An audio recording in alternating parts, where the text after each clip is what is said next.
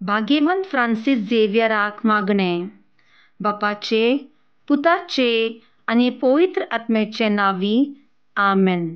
भाग्यवंत फ्रांसीस झेवियरा, जेजूचे मोगान तुजे काळी सगळ्यांच लासले देखून जेजूचे नांव आनी सोडवणेची बरी खबर परगटूंक देसा देसांनी तूं गेलोय आनी तुजो जीव जरून मेलोय.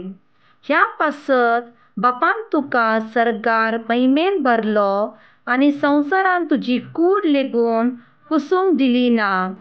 हें देणे खातीर संतोशान आमी बापाक दिनवासतांव आनी आतां आमचेच पासत तुजी विनंती मागतांव.